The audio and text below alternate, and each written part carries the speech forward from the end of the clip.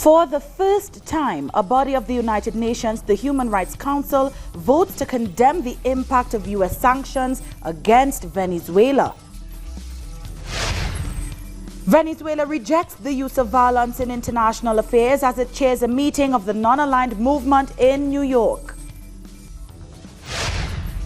And a race against time to save the Caribbean's coral reefs from disease.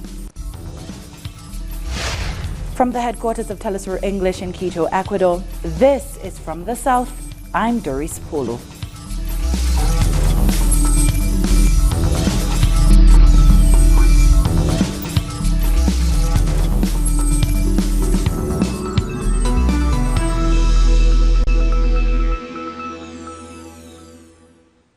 The United Nations Human Rights Council in Geneva has approved a resolution to condemn the impact of unilateral sanctions against Venezuela.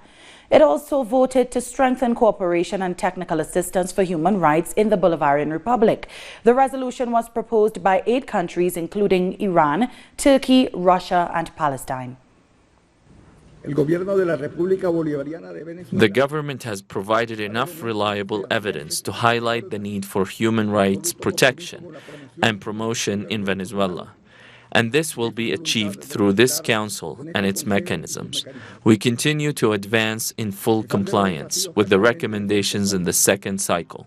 This, despite the challenges faced due to the criminal, financial, and economic blockades imposed by the Donald Trump administration against the Venezuelan people, which has caused death and suffering. This year, missions from the UN High Commissioner for Human Rights visited Venezuela on 3 occasions, and for the first time in our history, Michelle Bachelet visited Venezuela at the invitation of our president, Nicolás Maduro.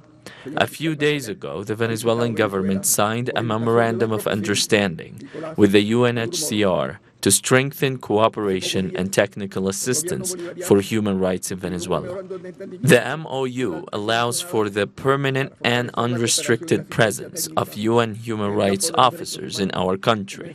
The office will have unlimited access to all regions and its detention centers, and will cooperate with the Venezuelan government to strengthen the justice system and improve the institutional human rights mechanisms.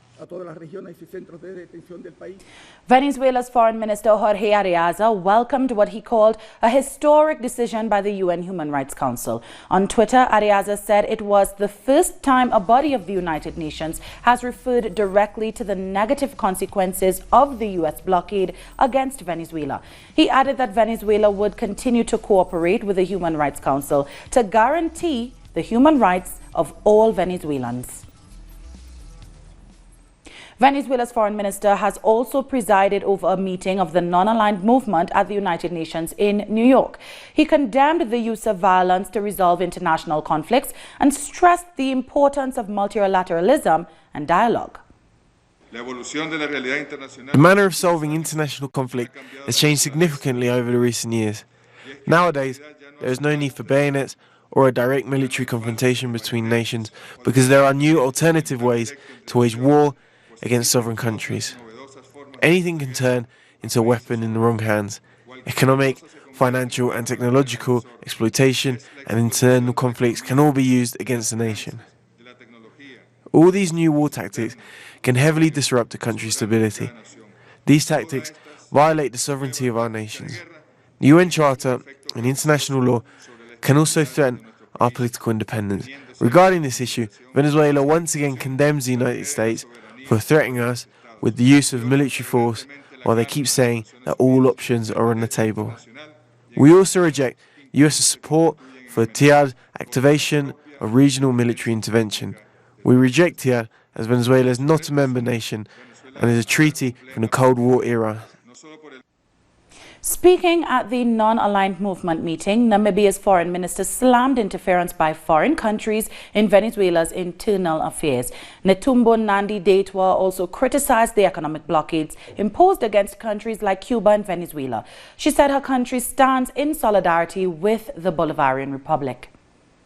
Namibia calls on the international community to allow the people of Venezuela to resolve their internal issue in amicable and peaceful manner and within the confinedness of the Constitution of the Barbarian Republic of Venezuela. Namibia stands in solidarity with the people of the Barbarian Republic of Venezuela and appreciate the mediation efforts of the government of Norway for leading negotiations to find solutions that align with the UN Charter and international law. Namibia reaffirmed the firm rejection of unilateral sanctions and all other forms of cohesive economic measures against the developing countries, including the commercial, economic, and financial embargo imposed on Cuba. I do not need to emphasize that such sanctions severely threaten the freedom of trade and investment, especially in the global south. Namibia reiterates the urgent need to eliminate those sanctions immediately. Our correspondent Jorge Gestoso has been following the non-aligned meeting at the UN in New York. This morning ministerial meeting of the countries that belongs to the movement of non-alignment countries was reiterating that they were presided, the meeting by Venezuela, by the foreign minister Jorge Arriaza, the importance of multilateralism, which is basically the principle of the United Nations. Also, Mr. Arriaza, as the president of the meeting, insisted that nowadays they are not necessarily needing guns or arms in order to use as a weapons against the country. They're using economic terrorism through sanctions that are killing people. There's a report on the CIPER from Washington that at least 40,000 people has been killed by the sanctions of the US in Venezuela. But most importantly is the reaffirmation, because Venezuela has the presidency of this movement. This movement is the second largest and most important organization after the United Nations. We're talking 120 countries of the world, including Russia and China, and this movement has recognized that there's only one government and one country in this planet, which is the presidency of Nicolás Maduro and the government of the Republic Bolivarian of Venezuela.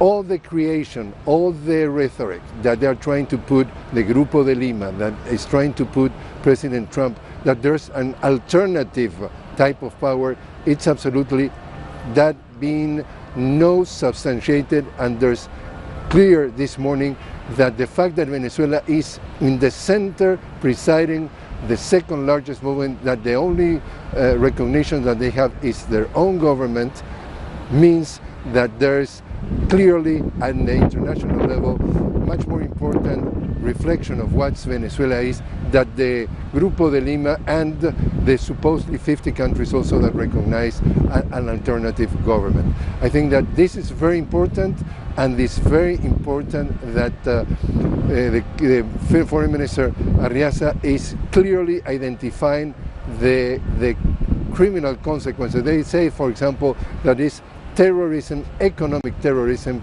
that is being practiced with these sanctions against Venezuela. We get back to you now.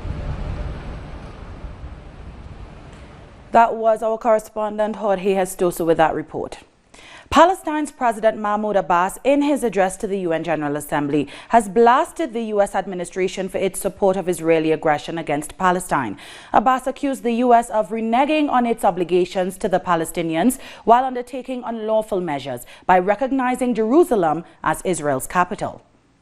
This U.S. policy on Jerusalem has emboldened the government of the Israeli occupation to renege all signed agreements with us and its commitments towards peace, depriving the peace process of any credibility, pushing large segments of the Palestinian people to lose hope and the possibility of a long-awaited peace. It has jeopardized the two-state solution, and now many wonder if the two-state solution has become impossible. Can we have a one-state solution where everyone can live equally? Some are starting to wonder. This is what we are asking for, and to be honest, we reject any negotiations shepherded by one country, and you all know this one country. Whether the United States or any other country, we reject that. The United Nations should sponsor such negotiations and accompany such negotiations. However, the US or any other one country will consider them as biased. If you add the quartet of other countries, that is acceptable, any other country. I'm not just talking about the United States. If one country comes and says we want to solve this problem, we will not accept this sole US mediation. Brazilian Indigenous chief Raoni Metuktire has rejected claims by President Jair Bolsonaro that he was a puppet of foreign governments. Speaking on the sidelines of the UN General Assembly, Raoni accused the president of facilitating the invasion of their ancestral lands. The chief says his people want to continue living as they always have, but notes they're facing a threat from illegal miners and land grabbers who allegedly invaded the Amazon since Bolsonaro took office. He also advised the president to leave. Bolsonaro said that I am not a leader. It is he who is not a leader, and he has to leave.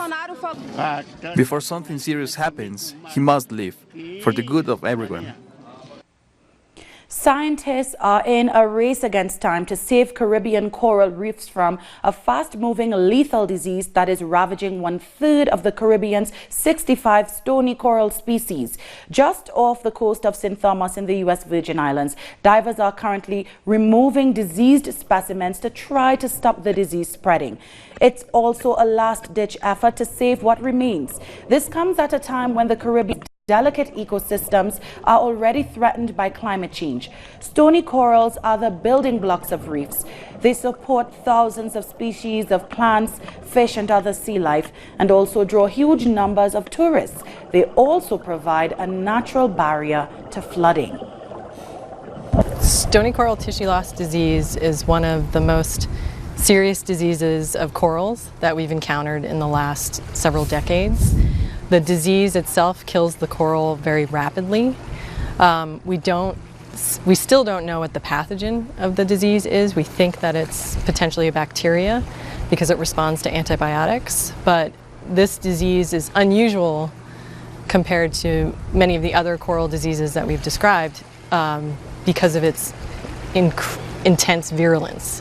So it kills corals rapidly, it spreads rapidly.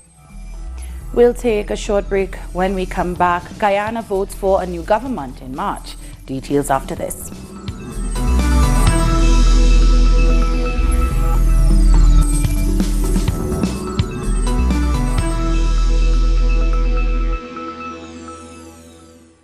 Welcome back.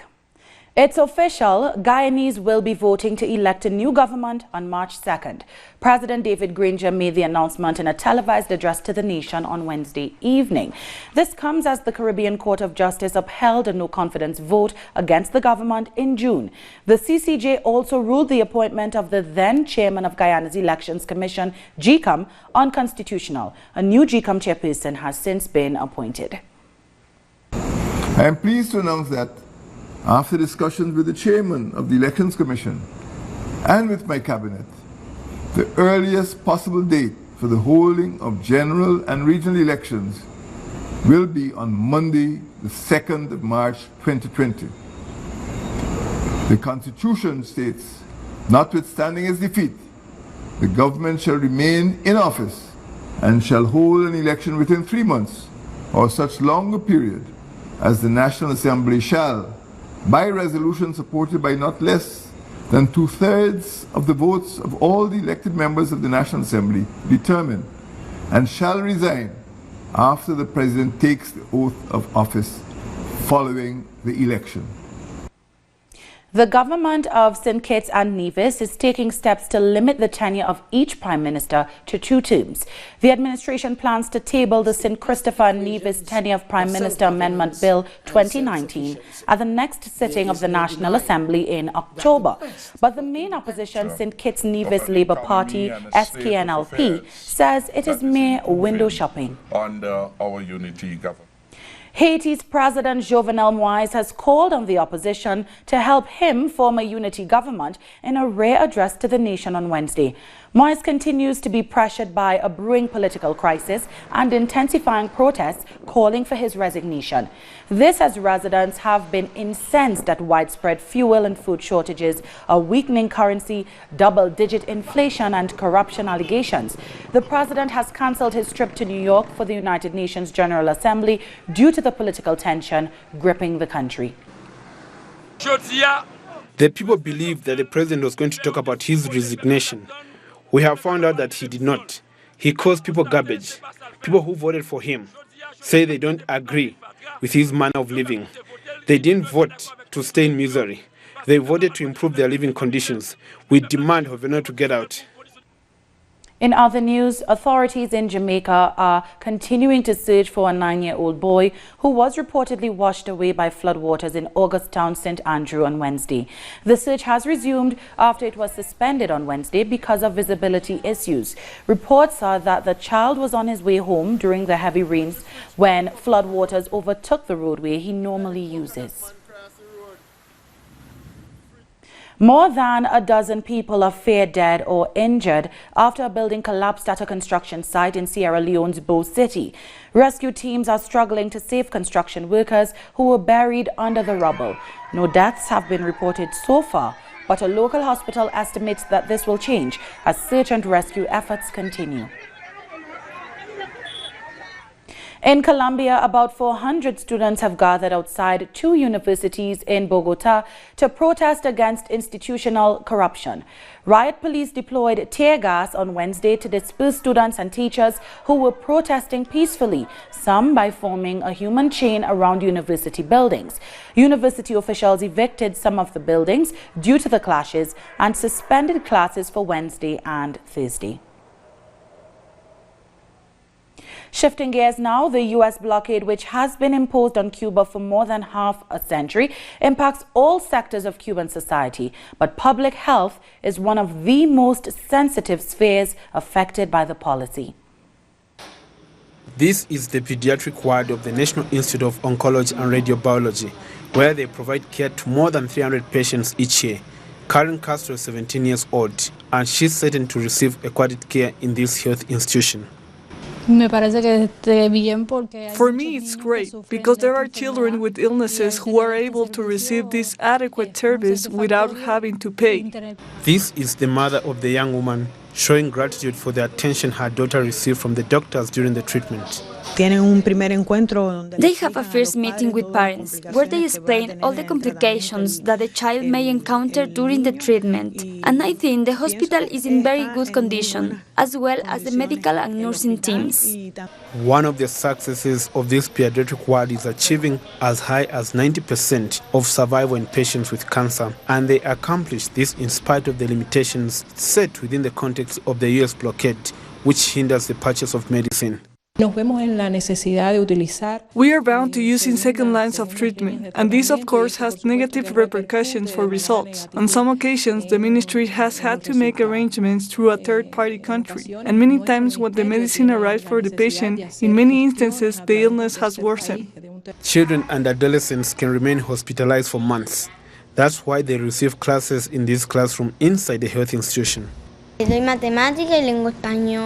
I do mathematics and Spanish language, and the teacher is good, because if not, when I get big, I won't be able to study anything, because I won't know anything. And if you ask something on the street, I also won't be able to answer, because I won't know anything. On the 6th and 7th of October, Cuba will stand before the United Nations to denounce the effects of the United States blockade on public health and other sectors, a policy that, according to the Cuban government, from the period between 2018 until March 2019, has caused major losses to the country to the order of $4,343 million US. Coming up, a 6.5 earthquake has killed at least 20 in Indonesia. Don't touch that remote.